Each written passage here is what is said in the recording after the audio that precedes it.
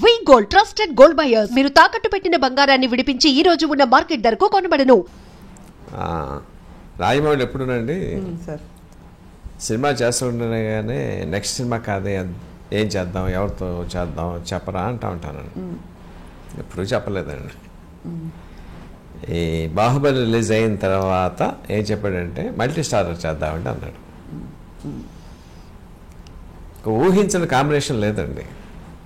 రజనీకాంత్ గారు కమల్ హాసన్ అండి, సూర్య కార్తీక్ అండి, బాలకృష్ణ గారు ఎన్టీఆర్ అండి, చిరంజీవి గారు రామ్ చరణ్ అండి, ఇట్లా రకరకాల అన్నీ అనుకున్నామండి.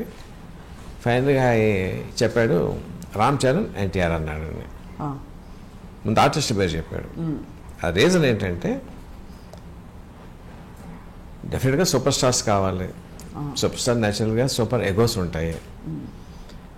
అది ఒక ఏడాది నుంచి 2 ఏళ్ల పాటు వాళ్ళని ఎక్కడ బిగినింగ్ రోజు ఎలా ఉందో ఎండింగ్ రోజు కూడా అదే మెయింటైన్ చేయాలంటే unless has a personal equation with them apart from the respect what he commands in the field ఉంటే తప్ప ఈ కాంట్ డూ ఇట్.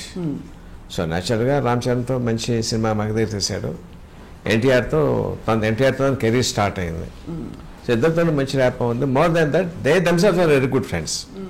పబ్లిక్ తెలియదు ఆ సంగతి అండి. అవును, తెలియదు సార్. ఈ మొన్న తెలిసింది. అవునండి, వాళ్ళు చెప్పేదాకా తెలియదు పబ్లిక్ అండి, బట్ ఆబ్వియస్లీ హీ నోస్ అండి. సో అది దట్స్ ద మెయిన్ ఫ్యాక్టర్ అనమాట. మల్టీ స్టార్ చేయాలంటే ముందు వాళ్ళతో స్టైలింగ్ స్మూత్గా ఉంటుంది నాకు అని చెప్పి ద 2 guys అని చెప్పండి. దాని మీద స్టార్ట్ అయింది అనమాట. బిగినింగ్లో ఇంకో కండిషన్ ఏం పెట్టుకున్నామంటే కొలతలతో కథ రాయొద్దు. మీరు చూసే ఉంటారు లేదా కానీ రాఘవేంద్రరావు గారిది ఇద్దరు దొంగలు అనుకుంటారండి, కృష్ణ గారు సోమబాబు చేశారు.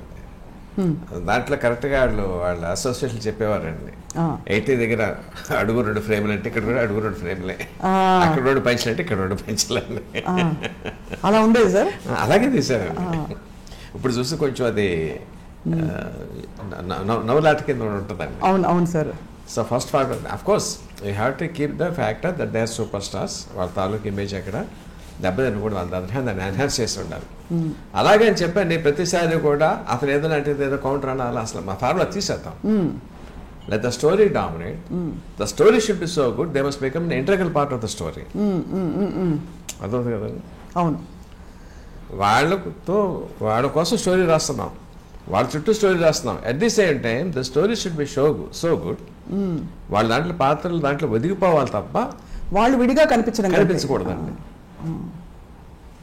ఇన్ఫ్యాక్ట్ నాకు సినిమా చూసిన తర్వాత కూడా నాకు అదే అనిపించిందండి. అంటే లైక్ ఎలాగ అనిపించింది అంటే సో ప్రతిసారి use to wonder how it is happening. అంటే ముందు ఈ బిల్డప్ మామూలుగా రజనీకాంత్ గారు స్క్రీన్ మీద వచ్చారనుకోండి, సూపర్ స్టార్ SUPERS అక్షరాలు పడతాయి కదండి, మ్యూజిక్ పడండి, అవి లేవండి. యాక్చువల్గా హీరో కావాల్సిన ఎలివేషన్ అంతా ఉందో దాంట్లో, బట్ అది లేదన్నమాట అండి. నాకు సినిమా చూసి ప్రతిసారి ఏమనిపించిందంటే వీళ్ళు సూపర్ స్టార్సే కదా, ఏంటి ఇట్లా ఉన్నాయి దీంట్లో ఒదిగిపోయారు ఏంటంటే నాకు ఒక విజన్ కనిపిస్తూ ఉండేదండి.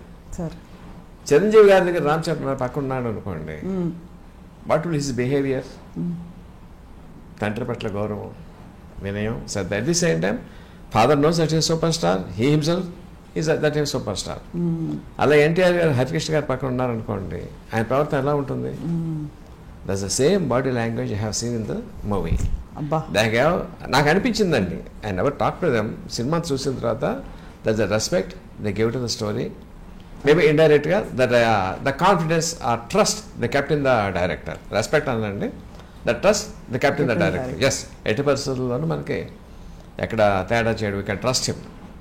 So I could see it through out the movie and from beginning to end. Sir ఒక డైరెక్ట్ క్వశ్చన్ అడుగుతాను, ఏం అనుకోకపోతే. మీరు ప్రమోషన్స్లో ఎందుకు సార్ కనిపించట్లేదు? అంటే ఇప్పుడు మీరు చెప్తున్న దాన్ని బట్టి దీనికి అసలు ఇంత పెద్ద ప్రాజెక్ట్కి మూలమే కథ. మీరు కనిపించట్లేదనే ఒక విషయం చిన్న అంటే వివాదం అని కాదు కానీ దాంట్లో పెద్ద వివాదం విషయం కూడా లేదండి సార్. అమెరికన్ ప్రెసిడెంట్ కెనడీ గారు ఒక సేయింగ్ చేశారండి, చెప్పారు. నాకు చాలా ఇష్టమైన సేయింగ్ అండి అది. Think not what the nation has done to you, think what you can do to the nation. దేశం నీకేం చేస్తే ఎప్పుడు అనుకోవద్దు, దేశాన్ని నువ్వేం చేసావు. ఈ సినిమా కథ రాసినందుకు they paid me money, I'm getting fame. దీన్ని నేనేం చేయాలని ఆలోచించాలి తప్ప దాంట్లో ప్రమోషన్ కనిపించానా లేదా అన్నది సెకండరీ ఫ్యాక్టర్ అండి. మీకు ఇంకో సామ్యం చెప్తాను. ఒక బిల్డర్ ఒక ఇల్లు కడతాడండి.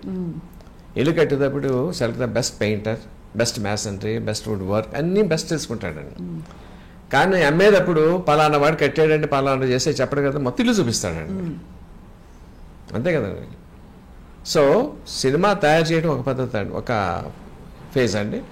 ఆ ఫేజ్లో ప్రతి ఈ స్టెప్లో నేను ఉన్నానండి. అంటే కథ అనుకున్న దగ్గర నుంచి అఫ్కోర్స్ కథ నా దగ్గర స్టార్ట్ అయింది. ఆ తర్వాత ఆర్టిస్టులు ఎలా అనుకుంటున్నాం, ఏ చిన్న చిన్న సలహాలండి. ఆ తర్వాత ఏదైనా సెట్ ఇంపార్టెంట్ సీన్స్ తీసుకెళ్ళి ఎక్స్ప్లెయిన్ చేసేవాడు, ఇలా చేద్దాం అనుకుంటున్నాను, ఏదైనా తోస్తే చెప్పేవాడు. రష్ ఎప్పుడప్పుడు చూపించాడండి, ఎడిటింగ్ కూడా చూపించి ఏమైనా సలహాలు అడుగుతాడండి, ఏమైనా చెప్తారని చెప్పని final copy work everything is there. Once the product is there, then the marketing team steps in. The marketing team thinks that my presence would help in the marketing, definitely would have asked me. Right. అంత తప్పించి దాంట్లో ఇంకేమి subtext ఏమి లేవండి దాంట్లోనండి. అంతే ఏం లేవు. కానీ అంటే ఇక్కడ మీకు సందర్భం వచ్చింది కాబట్టి సార్, మీ అబ్బాయికి మీరు సినిమా కథ రాయడానికి బయట కథ రాయడానికి వ్యత్యాసం ఉందా? రెండు మీకు జస్ట్ మీ క్రాఫ్ట్ మీరు బయట పెడుతున్నారంటారా సార్? అంటే బయట వాళ్ళు తిట్టుకోవడానికి ఉంటుందండి, ఇది తిట్టుకోవడానికి ఉంటుంది, అదొకటే తేడా అండి. Okay sir. ఎలా సార్? చిన్న ఉదాహరణ కూడా ఇస్తే మేము ఇంకా సంతోషపడతాం. I can't use cuss words, sir. Right. బయట వాళ్ళని తిట్టుకోవచ్చా సార్? తిట్టుకోలేమా? అంటే మీకు తెలుసు యూజువల్గా ఏం తిట్లు వస్తాయో తెలుసు కదా, ఉంటాను. అవునవును. దాంట్లో నేనే ఉంటాను. అర్థమైంది సార్, అర్థమైంది. అంటే టఫ్ టాస్క్ మాస్టర్ కదా సార్ రాజమౌళి గారు. అంటే more and more we hear about him, ఆయన పర్ఫెక్షన్ కి. కదండి, ఇట్స్ నాట్ టఫ్ అండి. టఫ్ ఎప్పుడు అవుతుంది అంటేనండి, ఒక అన్డైజెస్టబుల్ ఐటమ్ ఇచ్చి దాని కలర్ పెట్టమన్నాడు అనుకోండి, ద మ్యాటర్ బికమ్స్ టఫ్. ఇప్పుడు RRR కథ మీద ఎంతో మీకు ఐడియా ఉంది కదా, అల్లూరి సీతారామరాజు కొమరం భీం జీవితాల మీద ఆధారపడి తీసినటువంటి కథ. దీంట్లో అర్జెంట్ దేవేంద్ర ప్రత్యక్ష అయ్యండి నాన్నగారు అని చెప్పి అన్నాడు అనుకోండి, అలాంటి కనిష్ట అడిగాడు అనుకోండి, that becomes a tough job. అదే అవును, మీకు అర్థమవుతుందండి. అర్థమైంది సార్. అంటే లాజిక్ కి లేదు పరిధికి అందని విషయం కొన్ని చోట్ల అట్లాంటివి. అంటే I don't want to mention any directors or producers కొన్నిసార్లు అట్లాంటివి అడుగుతూ ఉంటారంటండి. అవి అసలు 80% అవి పుస్తకం అండి. అందులో ఇది ఎట్లాంటిది అంటే ఫీలింగ్ లేపే క్రాస్ వర్డ్ అండి. ఒకసారి ఆన్సర్ కొంచెం ఇబ్బంది పెడుతుంది, but answer is there. You have to crack your mind అంతేనండి. ఆ టఫ్నెస్ తప్ప క్రాస్ వర్డ్ పజిల్ ఫిల్అప్ చేస్తే వచ్చి ఏ టఫ్నెస్ ఫీల్ అవుతామో ఆ టఫ్నెస్ మించి ఎప్పుడు ఫీల్ అవునండి. బట్ అలా చూసుకుంటే సార్ బాహుబలి పూర్తి ఫ్యాంటసీ. ఫ్యాంటసీలో ఏముంది అక్కడ? Fantasy in the sense totally created. I mean fantasy అంటే not supernatural thing. Okay, but not fiction. కాబట్టి ఆ ఫిక్షన్ లో మీరు జలపాతాల్లోంచి పాలు ప్రవహించినా ఎవరు ప్రశ్నించరు. కానీ ఇక్కడ ఒక వాస్తవ క్యారెక్టర్లు, అది కూడా దేశభక్తి అనే ఒక సజీవ ఎమోషన్ ని మీరు ఎలా కలిపారు సార్ కథలో? ఇది యథార్థం అనుకోవాలా, కాల్పనిక యథార్థం అనుకోవాలా? మన సినిమా చూడడానికి వచ్చేవాళ్ళే మనం కొంచెం బుర్ర ఇంట్లో పెట్టి సగటు ప్రేక్షకుడు అండి, బుర్రను పక్కన పెట్టి he comes to get ఎంగ్రాస్ in the movie. Right. అది నవ్వు అవనివ్వండి, ఎమోషన్ అవనివ్వండి, ఒక అందమైన పాట అవనివ్వండి, ఇంకోటి రొమాన్స్ అవనివ్వండి, గాట్స్ ఎంగ్రాస్ ఇన్ ద మూవీ. మనం ఎప్పుడు కూడా సినిమాకి వచ్చేప్పుడు అండి, ప్లస్ మన సపోజ్ గాంధీ గారు ఉన్నారండి, we know Gandhi garu has his own setbacks, but సినిమాలో మనం want to see him larger than life. అవును అవును, అంతే కదండి. అవును sir. But we know Alluri Sitaramaraju garu, Komaram Bheem garu, we know what they are. But అది చూడటానికి మన ఇష్టపడమండి స్క్రీన్ మీద అండి. ఒక దెబ్బ కొడితే 100 మంది ఎగిరిపోవాలి అని చూస్తాం, అన్నీ చూడాలని కోరికతోనే వస్తాం, అది సాటిస్ఫై చేయాలండి. అవును. ఎందుకంటే మళ్ళీ తిరిగి మనం రివర్స్ ఇంజనీరింగ్ చేసేదాన్ని, అలాంటి ఆయన గొప్ప ఆయన దేశం కోసం త్యాగం చేశారు, అది ఇన్స్పిరేషన్ మనం కూడా తీసుకోవాలి, ఆ దేశం కోసం మనం కూడా ఏదో చేయాలి అనేటువంటి ఒక రైట్ సార్ దేశభక్తి రగిల్చాలి ప్రజల్లో రండి. మన సినిమా ఎంతో కొంత సినిమా చూసేవాడిని వాళ్ళ తాలూకు మనసు ఎలివేట్ చేయాలండి. రైట్. అది ఏ యాంగిల్ ఉన్నండి, ఒక త్యాగం ఉన్నవండి, ఒక ప్రేమ ఉన్నవండి, దేశభక్తి ఉన్నవండి, అంతే తప్ప అండి చెడగొట్టే సినిమా 80% కాకూడదండి. That we believe 100% believed. But sir while creating the characters, please continue to. పర్లేదండి. వైల్ క్రియేట్ ఈ పాత్రల్ని సృష్టిస్తున్నప్పుడు వీళ్ళు నిజంగా ఇలా ఉండుంటారని రిసెర్చ్ చేసి వీళ్ళ హావభావాలు, వీళ్ళ నడవడికలు, వాళ్ళ కోసం రాసిన కొమరం భీం పాట రీసెర్చ్ చేయడానికి there is no matter on them available. Right. Especially ఇంకా అల్లూరి సీతారామరాజు గారి మీద కొంచెం తప్ప కొమరం భీం చాలా స్కాంటీగా ఉంటుందండి. అవును అవును అవును. చాలా స్కాంటీగా ఉంటుంది. అది మనకు అక్కర్లేదండి.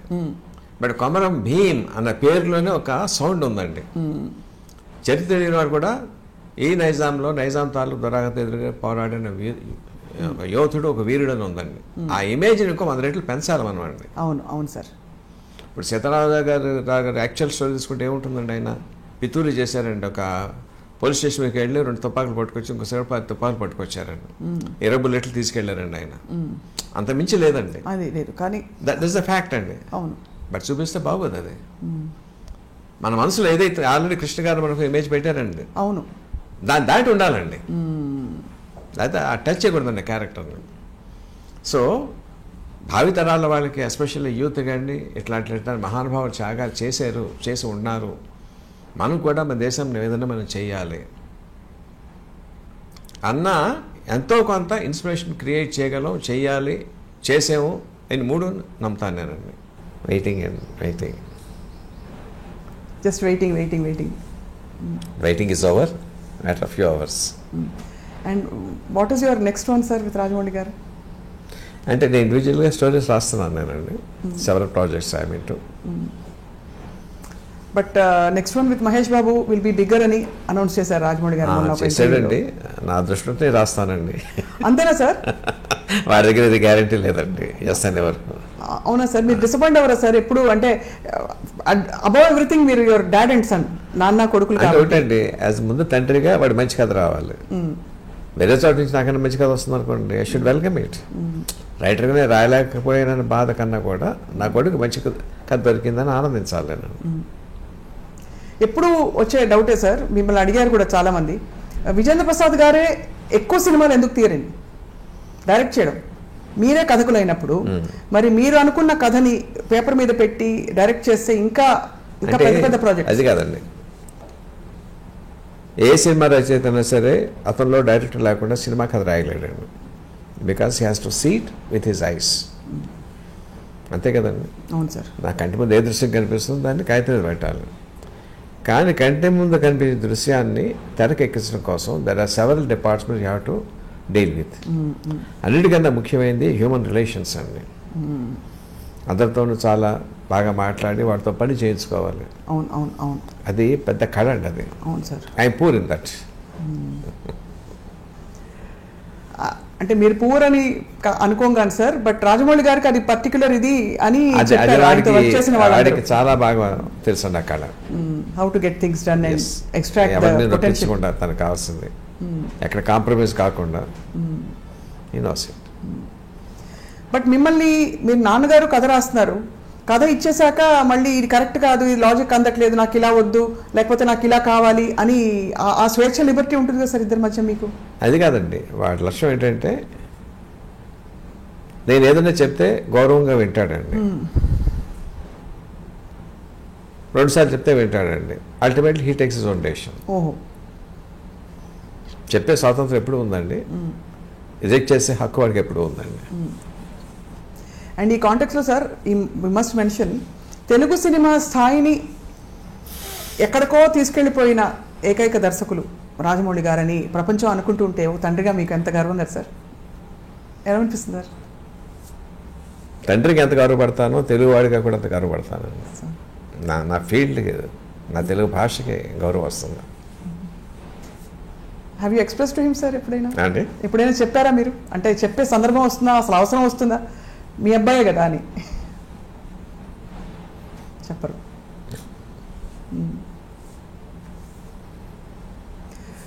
But we're all curious sir to see RRR అనే ఒక మ్యాగ్నమ్ ఓపస్. అసలు ఇట్ వోంట్ డిసప్పాయింట్ యూ, అంతవరకు చెప్తాను నేను. It won't disappoint sir. And also where does Ajay Devgan garu coming sir? ఇది అడిగేయచ్చా? క్యామియో రోల్ అండి. It's cameo role, very important but cameo role. He is the one who inspires Ram Charan. We are waiting to see more Bajrangi Bhaijans. We are waiting to see more RRR, Bahubali. ఇంకా చెప్పక్కర్లేదు sir వర్షాల. మీరు మీ కథలు అలా తెర మీదకి వచ్చి it should also guide the coming generations అని మేము చాలా ఎదురు చూస్తున్నాం సార్ మీ కథల కోసం. ఇందులో ఒక పాయింట్ చెప్పడం మర్చిపోయానండి. సినిమా అంతా అయిపోయిన తర్వాత ఆర్ఆర్ కోసం కంపోజ్ చేశాడు కీరవాడిని, జనని పాట అండి. ఇంటికి వచ్చేసరికి రాయమౌళి గదిలోంచి వినిపిస్తుంది. ఏంట్రా పాట అన్నాను నేను. తీసుకొచ్చి ఇలాగ ఆన్ చేశాడండి. అన్కంట్రోలబుల్గా ఏడుపు వచ్చేసింది నాకండి. అన్కంట్రోలబుల్. ఏమి సందర్భం, పెద్దన్న రికార్డింగ్ కోసం కంపోజ్ చేశాడు కూడా చెప్పలేదు నాకు వాడండి. ఏంటి పాట వినిపిస్తుంది అన్నానంటే తీసుకొచ్చి ఆ ల్యాప్టాప్ ఓపెన్ చేశాడు. I was sobbing shamelessly. నాకు తెలియదండి ఎందుకంత ఇది వచ్చిందో. అంటే ఏంటంటే అది పేట్రియాటిజం లాగా తీసుకొచ్చిందండి. I'm sure same emotion audience will feel in the theatre. That says a lot sir. మీరు అంతగా మీరు క్రియేట్ చేసిందే మీరు అంత మూవ్ అయిపోయారంటే I'm swear and it's a truth. అసలు ఎందుకు చేసాడో నాకు చెప్పలేదు అన్నాడు. పాట అయిన తర్వాత చెప్పాడు రికార్డింగ్ కోసం పెద్దని చేశాడండి. నా సినిమాలో అని కూడా నాకు తెలియదండి.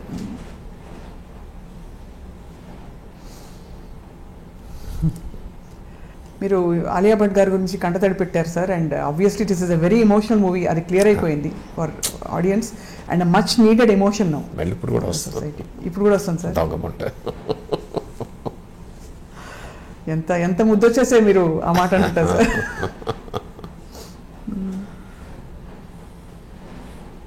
సార్ మీరు దేశభక్తులు అనగానే మీకు గుర్తొచ్చే మొదటి 2 పేర్లు ఎవరు సార్? అంటే జనరల్గా మన దేశంలో దేశభక్తులు లేక అంటే మన హిస్టారికల్ టైంలోకి వెళ్తే ఛత్రపతి శివాజీ, రాణా ప్రతాప్, మహారాజా రంజిత్ సింగ్,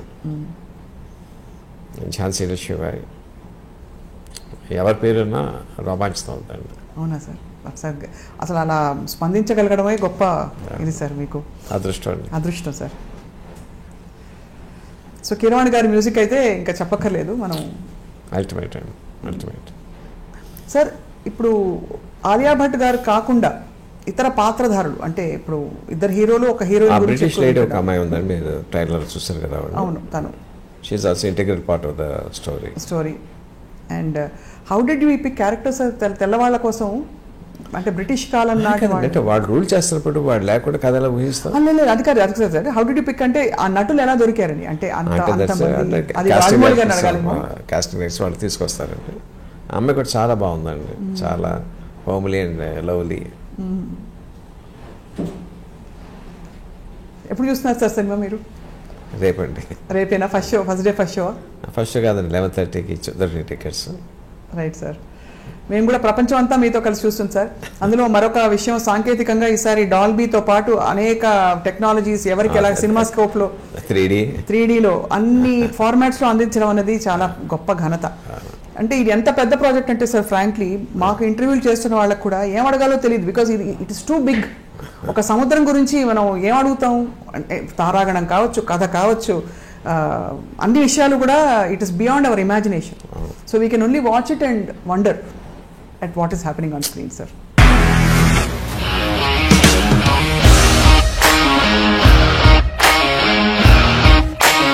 ఇండస్ట్రీలో కమిట్మెంట్ ఇష్యూస్ వస్తే నీకు కూడా వచ్చినట్టు? మార్నింగ్ తీసుకెళ్ళాలంటే కొట్టి పడేస్తారు.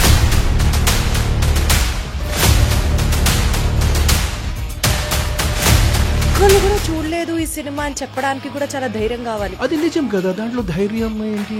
నెక్స్ట్ డే ప్లేట్ మార్చేస్తే తప్పు కదా. As of now we're comfortable this అని నేను అనుకుంటున్నాను. రష్మిక గారిది మీది ఒకే ఊరు అంట కదా. నీకు కోపం వచ్చిందంటే బాగా తిట్టేత్తరా? తిట్టేద్దామండి. నిజంగా గేమ్ ని ఎలా చేంజ్ చేయగలిగారు? ఏపీఎస్ఎఫ్సి వాళ్ళకి 6 నెలల్లో నేను 6 లక్షలు కట్టా. బిజినెస్ చేయాలనుకుంటే it is as difficult as riding a tiger.